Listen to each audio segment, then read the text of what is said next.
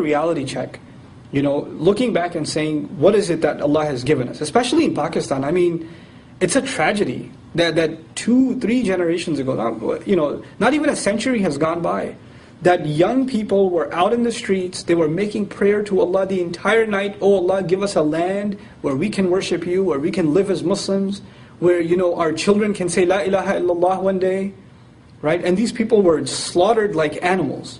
Like Muslim blood was cheap.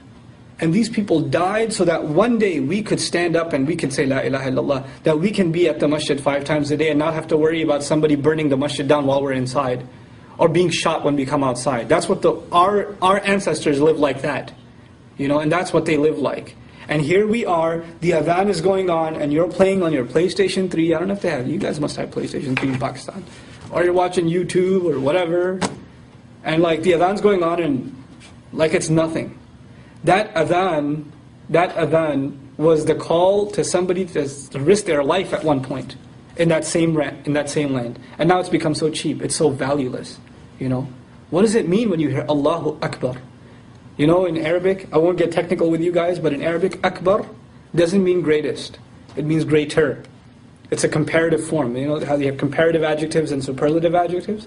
Akbar is a comparative adjective. When you hear the adhan, you know what you're hearing? You're hearing that Allah, the call to Allah is greater than whatever you're doing. I don't care if you're at a work meeting. I don't care if you're in the middle of a graduation ceremony. You're in the middle of an exam. Whatever's going on. The call to Allah is greater. Allahu Akbar. Allahu Akbar. The only people who would actually accept that Allah is the greatest are the people who would testify that it's the truth. Ashhadu an la ilaha illallah. I mean, even if you just think about the adhan and what it's saying, it's a transformational experience. But it's a tragedy that we don't experience it like that. That we don't see it for what it is. The added challenge for you guys that I wanted to talk to you about in the second half of my talk is that you're living in a place that is the absolute most chaotic combination of interpretations of Islam in the world.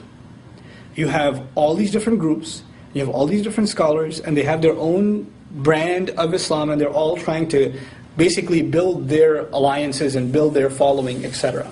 And so it can be very challenging, and for someone on the outside to look at that, it's easy to say, all these mullahs, all they do is fight each other and make groups and bash each other, so why should I even bother? And you know what? It's understandable. That is something that Bani Israel had done before us, and they ended up, Allah talks about this idea of Muslims, knowledgeable Muslims clashing with each other, and then the next generation just dropping their religion altogether, because they're like, why should I even bother with this, right? So Allah says in Quran, for example, in Surah Ash-Shura, He says, وَمَا تَفَرَّقُوا إِلَّا مِن بَعْدِ مَا جَاءَهُمُ الْعِلْمُ بَغْيًا بَيْنَهُم.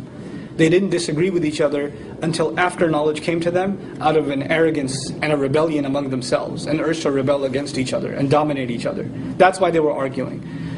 And then at the end of that ayah he says, وَإِنَّ الَّذِينَ أُوتُوا الْكِتَابَ أُورِثُوا الْكِتَابَ مِن بَعْدِهِمْ لَفِي شَكٍّ مِّنْهُ مُرِيبٍ. Those who were given the book after them in inheritance, they're in serious doubt about it. They're completely in doubt about their religion because they see the people of knowledge arguing with each other. Like, how can this religion be true if these knowledgeable people are arguing, right? So I understand that challenge. I'm not saying that challenge is not there, but at the same time, you are intelligent people.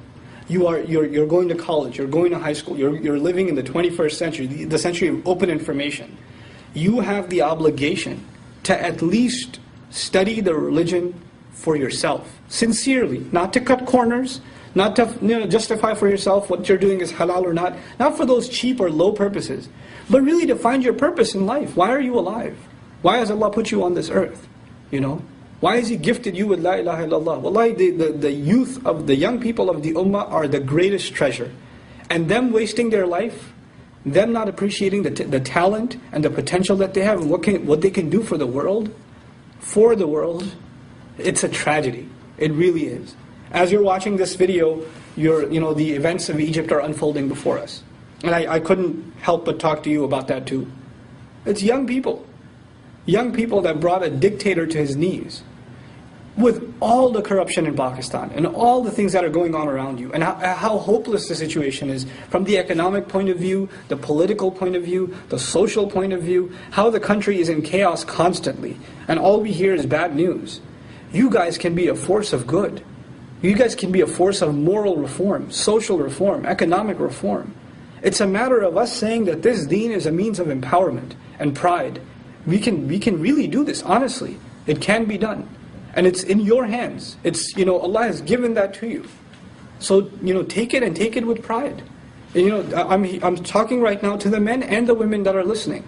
That this is a responsibility to uplift the Muslim community in Pakistan, to uplift them, and to have them live by the principles of justice, live by the principles of mercy, to truly show Islam what Islam is supposed to be.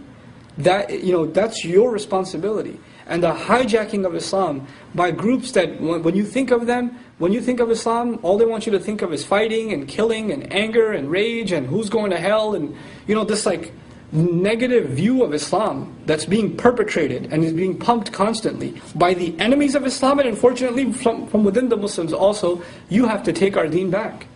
You really do. It's our deen, and we have to stand by it as the way it's supposed to be stood by.